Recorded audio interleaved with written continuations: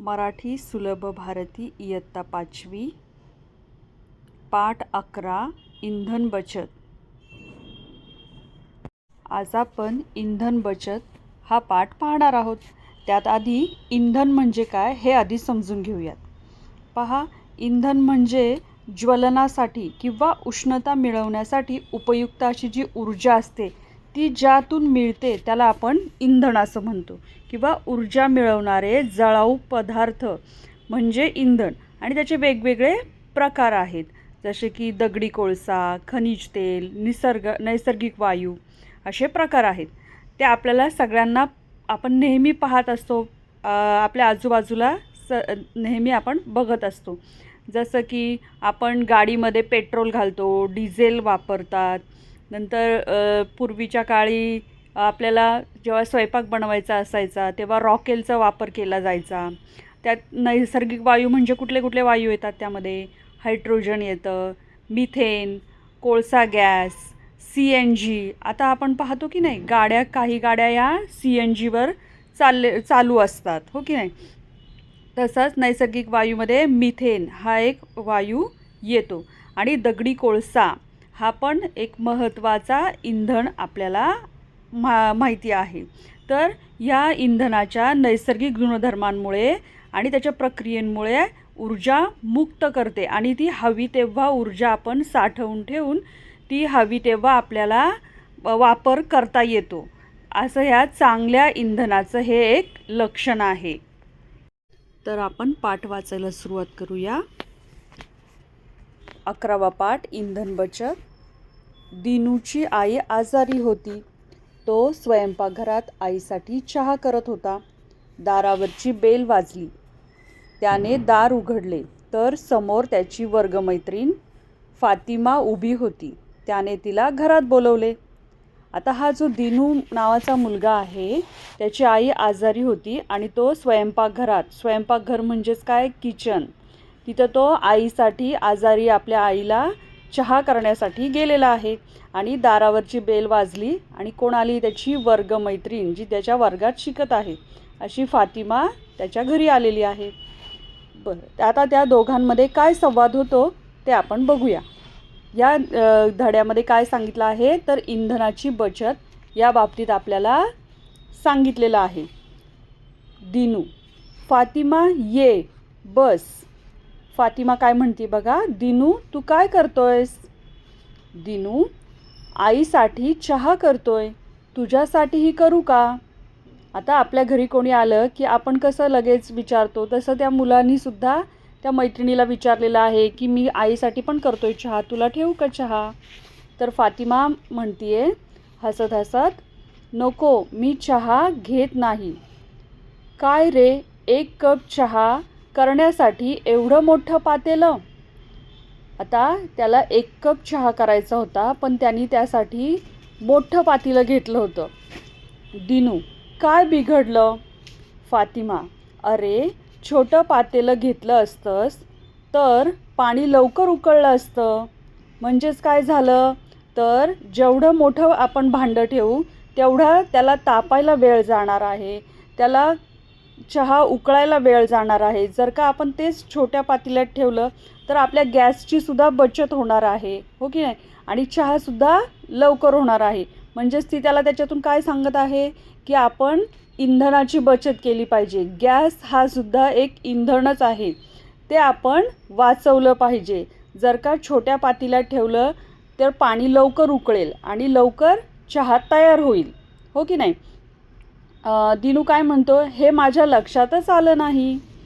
फातिमा म्हणतीये, अरे, छोट्या पातेल्यामुळे चहा लवकर झाला असता, आणि हो, इंधनाची म्हणजेच गॅसचीही बचत झाली असती।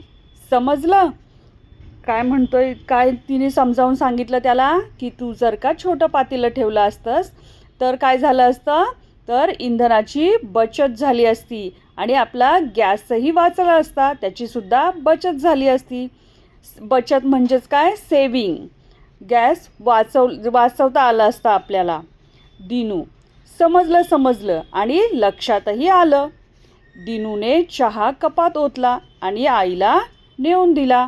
म्हणजेच याची जी वर्गमैत्रीण आहे ती काय त्याला समजावून सांगत आहे की आपण या छोट्या छोट्या गोष्टीतून आपण इंधनाची कशी बचत करू शकतो. जर का आपल्याला कुठली थोडीशी छोटीशी गोष्ट करायची आहे, म्हणजे हा 1 कप चहासाठी जर का एवढं मोठं पातेलं ठेवलं तर ते तापण्यासाठीच वेळ जाणार, उकळण्यासाठी वेळ जाणार, त्याच्यामुळे इंधन वाया जाणार. म्हणून कमी वस्तू, कमी पदार्थ करायचा असेल तर तो छोट्या पातेल्यामध्ये केला तरीही चालू शकतं. तसंच आपल्याला या धड्याखाली जे चित्र दिले आहेत त्याच्यामध्ये काय काय सांगितलेलं आहे बघा बरं. तर पाणी तापवताना पातेल्यावर काय ठेवायचं आहे, झाकण ठेवायचं आहे. झाकण ठेवल्यामुळे काय होईल, तर वाफ त्याच्यात साठवली जाईल आणि पाणी लवकर उकळेल, हो की नाही. त्याच्यामुळेच काय होईल, आपल्या गॅसची बचत होईल. जे काय आपण ठेवलं आहे स्टोव गॅसवर पाणी उकळायला, तर त्या रॉकेलची सुद्धा बचत होणार आहे, हो की नाही. त्याच्यामुळे लवकर पाणी उकळेल. दुसऱ्या चित्रात काय सांगितलं आहे, सायकलवरून प्रवास करा. तर आता सायकलवरून का बरं प्रवास करायचा आहे, तर स्कूटरला पेट्रोलला इंधन लागतं, पेट्रोल हे इंधन लागतं. आणि सायकल कशावर चालते, हवेवर चालते, तिला इंधनाची आवश्यकता नसते. म्हणून सायकलवरून प्रवास केल्याने इंधनाची बचत होणार आहे, हो की नाही. त्याच्या पुढच्या चित्रात काय दिलं आहे, तर बसने रेल्वेने प्रवास करायचा आहे.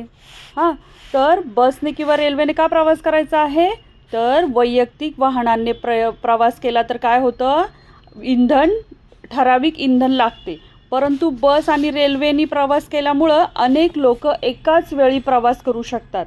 म्हणजे आपण जर का स्कूटरवर गेलो तर आपण एकटेच तेवढ्या इंधनाचा वापर होतो. पण जर का सार्वजनिक गाड्यांनी किंवा वाहनांनी प्रवास केल्यामुळं काय होतं, तर आपण इंधनाची बचत करत असतो, त्या इंधनाची बचत करत असतो. त्याच्यामुळे काय म्हणतात, बसने किंवा रेल्वेने प्रवास केला पाहिजे. त्याच्या पुढचं काय सांगितलं आहे, चित्रात पुढच्या काय दिलं आहे, सौर ऊर्जेचा वापर करा.